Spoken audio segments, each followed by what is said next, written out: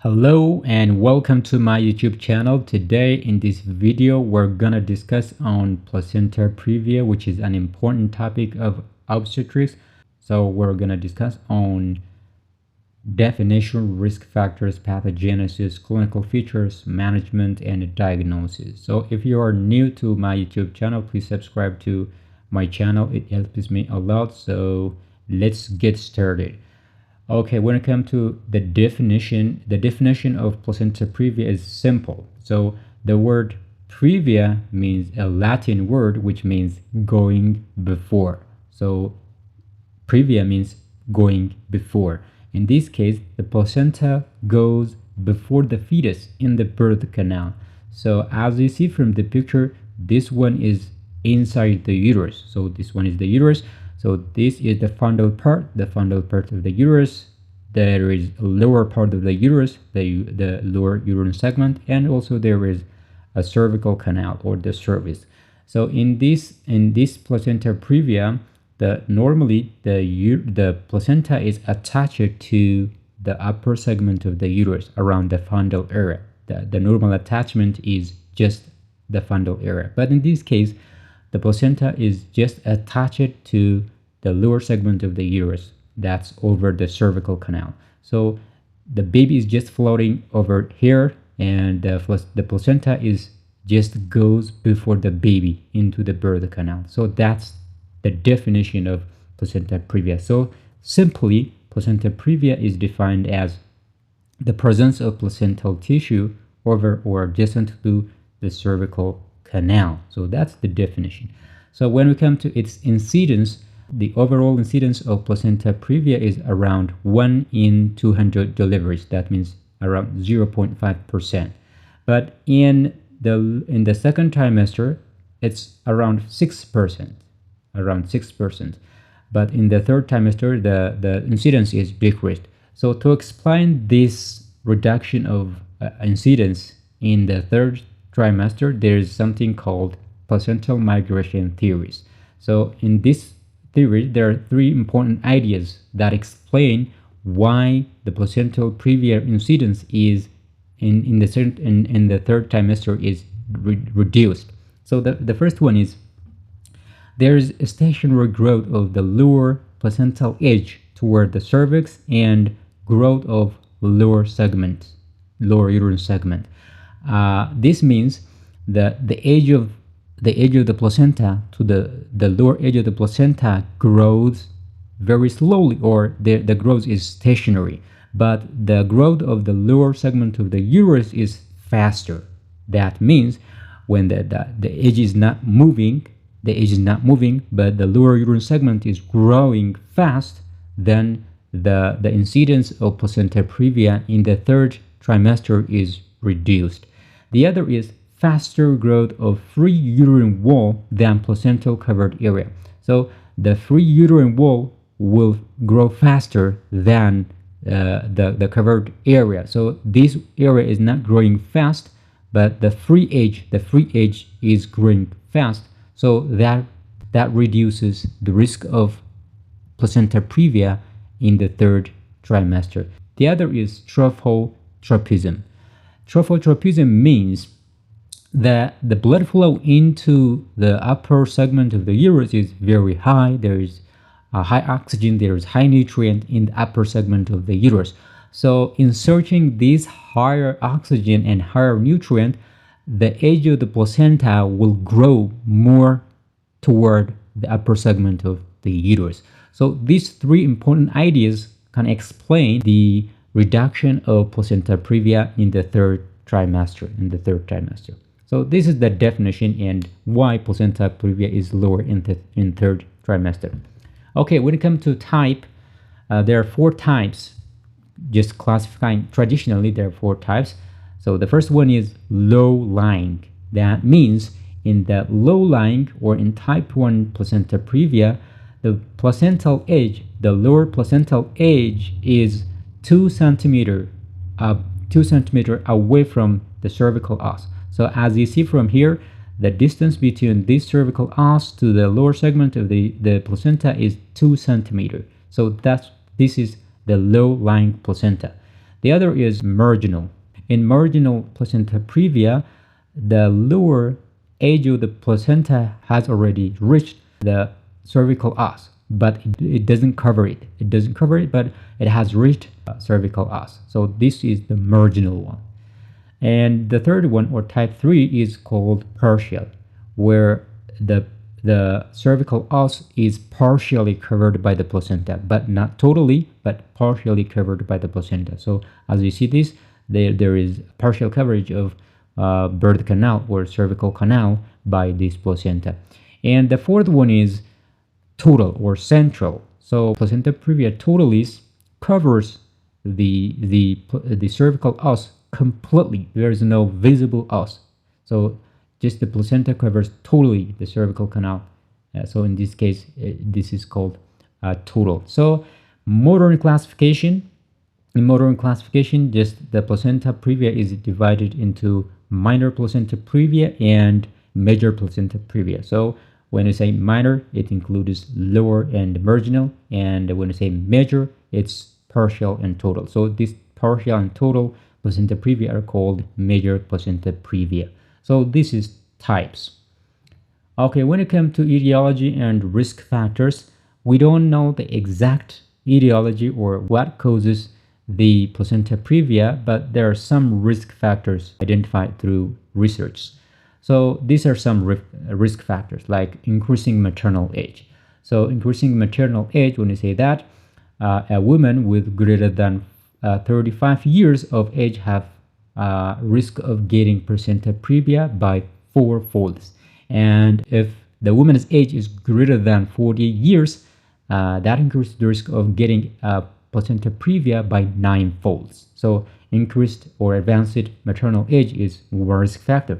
The other is multiparity. So when you say multiparity, a woman with a parity of greater than 5 or more is at risk of getting placenta previa.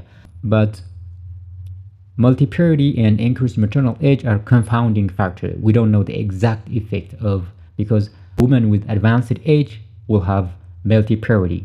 The effect of multiparity and increased maternal age are confounding. The other is cigarette smoking.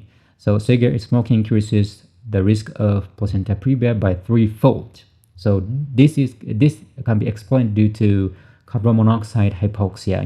The amount of oxygen, nutrient, and blood flow to the uterus is decreased due to the effect of this carbon monoxide that is found in cigarette smoking.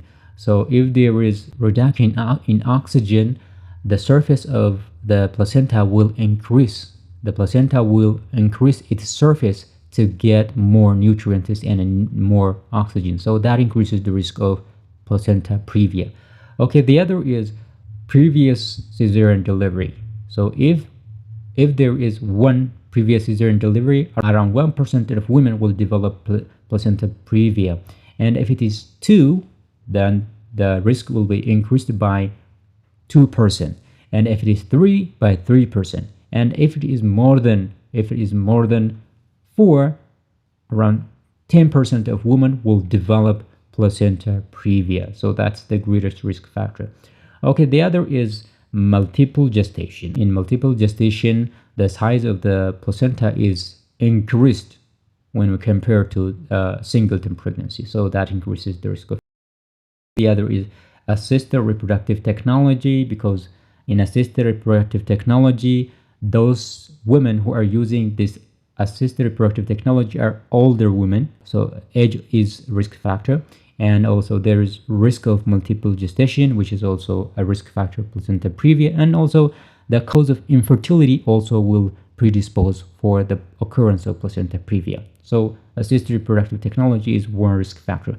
The other is previous history. So this one is very important risk factor. So if a woman has placenta previa previously, then the occurrence of the risk of ectopic pregnancy will be increased by 8-folds.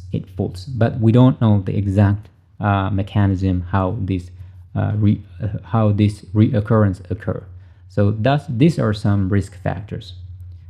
Okay, when we come to the pathogenesis, we don't know how this placenta previa happen, but there are some proposed theory. So the exact cause is idiopathic or it is unknown, but there are some theories, postulatory theories.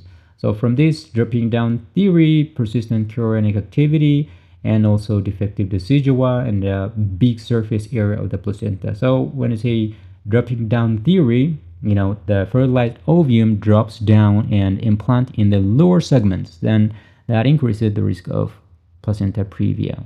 And also poor decidual reaction in the upper segment. If there is poor decidual reaction in the upper segment, then in searching for a good decidual reaction, the fertilized ovum will move to the lower the lower uterine segment that then it will implant there, and then placenta previa will be developed. And also failure of zona hatching timely, after the egg is ovulated and then ovulated into the fallopian tube, then it will be fertilized in the fallopian tube, then they will be transported from fallopian tube to the uterus. Then after the fertilized ovum has reached the uterus, the outer covering of this fertilized ovum, which is called zona pellucida, should be peeled off. If that fails, then the egg will be transported into the lower segment of the uterus, then it will implant there. So that increases a development of placenta previa. So this is how dropping down theory explains placenta previa development. Okay, in persistent chorionic activity, the decidual capsularis and its subsequent development into capsular placenta, which comes in contact with decidua avera of the lower segment. And in defective decidua, the placenta will invade larger area, and also it will invade deeply, which can also explain placenta accreta. In placenta previa, the risk of placenta accreta is higher. Where we say placenta accreta, the placenta invade deep into myometrium or sometimes into perimetrium. So that explains the defective placenta, because if the placenta is not getting much oxygen, much nutrient, it will increase the surface area plus the depth of invading, then that will increase the risk of placenta previa. And the big surface area of the placenta during multiple gestation, the size of the placenta increases. So that explains in multiple gestation. So these are pathogenesis. Okay, clinical features. Symptoms. Painless bleeding is the most characteristic event. So initially, bleeding from the previa is usually begins without warning. Then the bleeding is sudden onset and painless, and apparently there's no cause and recurrent. So painless, causeless, and recurrent is just a most characteristic event of placenta previa symptoms. Okay, signs on physical exam. So on abdominal examination, the uterus is proportional to the period of gestation. But if, for example, if you take in placental abruption, the size of the uterus will be greater than period of gestation, because sometimes there's a collected blood inside the uterus. But in this case, the blood is not collected inside. The uterus is proportional to the period of gestation. And the uterus is relaxed, soft, and non-tender. So the uterus is relaxed, soft, and non-tender. But if we take placenta abruption, the uterus is just tense and hard and tender. But in this case, the uterus is relaxed and soft and non-tender. Usually malpresentation, because the lower segment of the uterus is occupied by the placenta, so that increases malpresentation. Unengaged head and bleeding is bright red, because the bleeding is very fresh. Okay, one thing that you have to remember is never do vaginal exam on placenta previa, because that aggravates the bleeding and that's very dangerous. So never do vaginal examination in antepartum hemorrhage unless placenta previa is ruled out. So never do vaginal exam on placenta previa. Keep that in mind. Okay, but how bleeding occurs? So in the third trimester, there is the uterine body remodeling, which means the uterus will divide into upper and lower segment. Then in the lower segment of the uterus, there is dilatation of internal os. That's the dilatation of the internal os of the cervix. So if there is dilatation, there is separation of placenta from the uterus, from the lower segment of the uterus. And also in this lower segment of the uterus, there is less contractility of the part of the uterus. So that increases a bleeding. So separation increases the bleeding, plus the less contractility of the lower segment of the uterus will aggravate bleeding. So that's how bleeding occurs in placenta previa. Okay, diagnosis. So diagnosis will depend on history and a physical exam. So in history, you will identify painless and recurrent vaginal bleeding after just the second half of pregnancy. And on abdominal exam and vulval inspection, you will identify that the uterus is relaxed and there will be malpresentation, there will be unengaged head, and the size of the uterus is proportional to the period of gestation. So that's finding. On vulval inspection, you will see bleeding, but never do vaginal exam. As I told you previously, never do vaginal exam on placenta previa.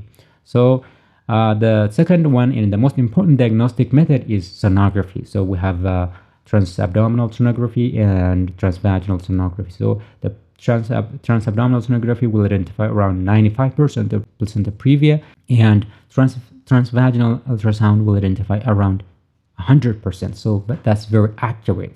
So if you see this picture, this is the cervix, and this is the placenta. So the placenta totally covers the cervix. So there is no fetal head over here. So the placenta covers this cervix. So that's the diagnosis of placenta previa through transvaginal ultrasound. So additionally, we will use MRI, but this is not routinely done, and it is good for posterior placenta and identification of placenta accreta. So if the placenta invades the whole layer of the uterus, that in order to identify this, MRI is very important. And the other is double setup examination. So this is done in the operation theater under anesthesia, keeping everything ready for cesarean section. You know, the surgeon will do vaginal exam, but the patient is ready for cesarean section. So if there is bleeding, then the cesarean section will be undertaken. So this is done in the operation theater where the patient is ready for cesarean section. So these are diagnostic methods. So ultrasound is very important. Okay, differential diagnosis. When you say differential diagnosis, those disorders or those complications will have similar clinical features with placenta previa are like abruptio placenta. So that the abruptio placenta is one of the major cause of antepartum hemorrhage beside placenta previa. Vasa previa, where the bleeding occurs from fetal vessels. Also, there will be local lesions like polyps or carcinoma, and if there is cervical infection, and also circumvallate placenta. So these are some differential diagnosis you have to consider in antepartum hemorrhage. Okay, when it comes to management, so management should be individualized, and it depends on three prominent factors. So fetal maturity, associated labor, and bleeding severity. So if active bleeding subsides and the fetus is immature, so close observation in obstetrical unit is very important. So during this close observation, you'll assess fetal growth, and you have to avoid cervical exam and intercourse because these things increases the bleeding. Activity restrictions is important. Counseling regarding labor symptoms and vaginal bleeding, and dietary and nutrient supplementation to avoid maternal anemia, and early medical attention if any bleeding occurs. So you have to advise the women that if there is any vaginal bleeding, she have to have medical attention.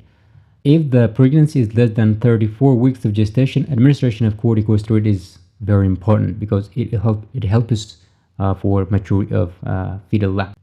Taucolysis, some expertise advise to use taucolysis, and some do not advise, but it depends on the health institution that you are working. So sometimes it is important, but sometimes some expertise do not recommend this. Okay, for a woman who are near term and who are not bleeding, so if she is near term and the bleeding stops, so there should be a scheduled cesarean delivery, because it shouldn't be done immediately if there's no bleeding, so it should be scheduled. Okay, when is active delivery important, or when is the time that we have to deliver the baby immediately? So in this case, like, bleeding occurs at or after 37 weeks of gestation, so the baby is already mature, we have to deliver it. And if the patient is in labor and the patient is exsanguinated state on admission and bleeding is continuing and of moderate degree, and the baby is non-reassuring cardiac status, or the baby is dead or known to be congenitally malformed, then delivery should be immediate. Okay, route of delivery. So the route of delivery for placenta previa generally is cesarean section.